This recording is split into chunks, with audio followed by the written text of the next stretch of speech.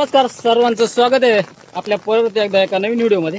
तर शेताकडे आलो होतो आणि आज भरपूर सारा पाऊस होता. बघा सगळीकडे वातावरण एकदम पावसाचं आहे आणि काही रानभाज्यात ना, आता आपला रानभाज्यांचा सीझन तर सुरू झालाच आहे. काही रानभाज्यात ना मित्रांनो एकदम अचानक सापडत असतं. त्यांचं आयुष्य एकाच दिवसाचं असतं.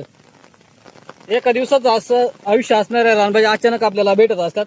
त्याच रानभाज्या आपल्या शेताजवळच आहेत. इथं तुम्हाला दाखवतो. रानभाजी भुईपोड म्हणतात त्याला, तुमच्याकडे काय बोलतात नक्की कमेंट करून सांगा. तर अशा माळ रानावरती ना त्या रानभाज्या असतात. हे बघा एकदम छोट छोटे ती, हे बघा तुम्हाला दिसतही असतील. हे खराब झालंय आणि हे चांगलं. हे बघा एकदम छोट छोटे, परंतु यांची जी भाजी आहे ना ती अप्रतिम आहे. एकदम मटणासारखी लागणारी ही रानभाजी आहे. बघू इथं भरपूर सारे होते, परंतु त्यांचं काही काल, मला वाटतं काल उमवले असतील काही, त्याच्यामुळे काही खराब झालेत. हे असे छोटे छोटे आहेत ना, ते चांगलेत. ते आपल्याला असे गोळा करून घ्यायचे आता. आणि त्याची भाजी आहे ना मग आपण बनवणार आहे, एकदम तव्यावरतीच बनवणार आहे. असे चेक करून घ्या लागत. ते असे पिवळे निघाले का ते खराब असतात. आपल्याला बऱ्यापैकी सफेद सापडले. बघा दाबून पाहिजे. जे कडक असतील ते चांगले असतील. हा एक दिवसाचं आयुष्य असतं त्यांचं, लगेच खराब होऊन जातात. काही काही आहेत ना ते आजच आलेत वरती. कालच त्यांचा काढायला पाहिजे होते, पण आपण काल बघितले नाही.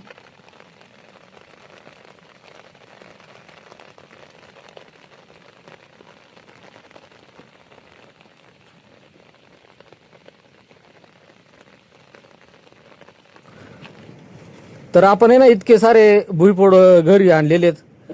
बरेपैकी नाही पण कमी सापडलेत, पण त्यांची चव एकदम बटणासारखी असते. त्याच्यामुळे भरपूर छान लागणार. ते आणले त्यांना भरपूर सारी माती असते, मातीतूनच आपण त्यांना काढले. त्याच्यामुळे तेच ना आपल्याला स्वच्छ करून घ्यायचे. पहिल्यांदा आईने पाणी टाकलेत, एकदम स्वच्छ करायचं काम चालू आहे.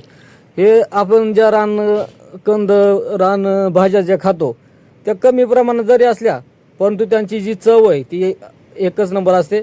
आणि त्यांच्यातून जे प्रथिनं आपल्याला भेटत असतात ते आपल्या शरीरासाठी ना फार उपयोगी असतात. त्याच्यामुळे बघा हे रानकंद भुईपोड हे स्वच्छ करायचं काम चालू आहे. आई त्यातलं चांगले कोणते ते बघते आणि त्या खाली बुडाला त्यांच्या माती आहे ना ती माती धुवून काढायचं काम चालू आहे. बघा तसे दिसायला खूप गुळगुळीत असतात ते, आणि आतमधून मऊ असतात. बघा काय काय आहेत ना खराब पण झालेले आहेत.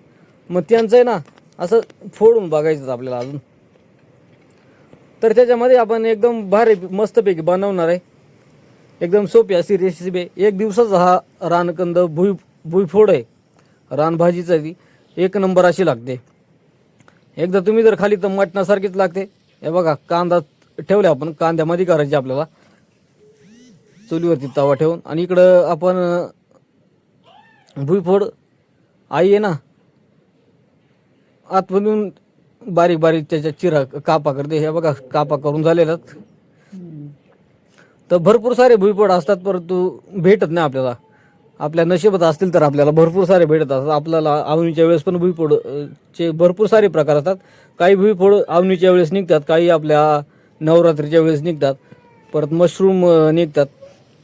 तर चला तव्यावरचा कांदा ना मस्तपैकी गरम झाला होता, मग आईने मस्तपैकी त्याच्यावरती तेल टाकलंय. आता तेल टाकलं मस्तपैकी. आता इकडं जाळ फुकायचं काम झालंय चुलीवरती. मस्तपैकी आपली भाजी बनवायचं काम चाललंय. बघा तेल टाकलंय छान पद्धतीने, एकदम कांद्याला गरम झालंय.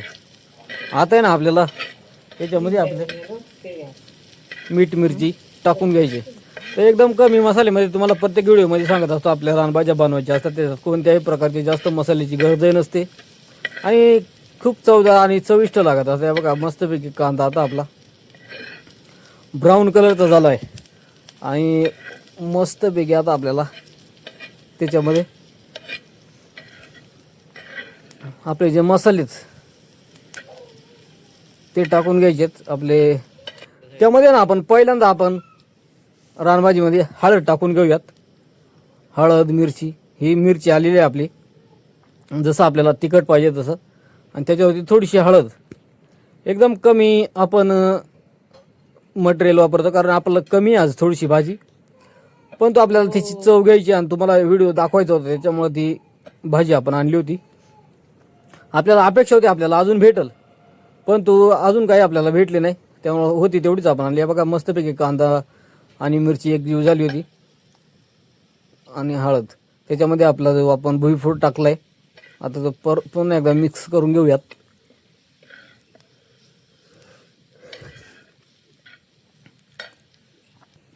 एकदा बघून घेऊ, एकदम मस्तपैकी मिक्स झालाय. आणि चवीनुसार त्याच्यावरती मीठ टाकायचे.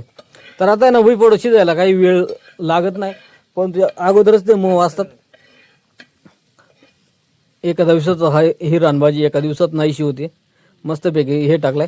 थोडंसं आपण त्याच्यावरती पाणी शिंपडूयात, जेणेकरून त्याचा थोडा आपल्याला शिजण्याला, कांदा शिजला ना आपलं भुईफोडे शिजतील. तर अशी रानभाजी भुईफोड एकदम सोपी अशी बनवण्याची पद्धत आहे. त्याच्यावरती थोड्या वेळा आपण त्याच्यावरती थोडी झाकण ठेवूयात. झाकण ठेवल्यानंतर मस्तपैकी शिजून आपली रानभाजी तयार होणार आहे. तर आता झाकण काढल्यानंतर रानभाजी तुम्ही पाहू शकता एकच नंबर अशी शिजलेली आहे आणि एकदम मस्तपैकी भुईफोडाचा वास आलेला आहे.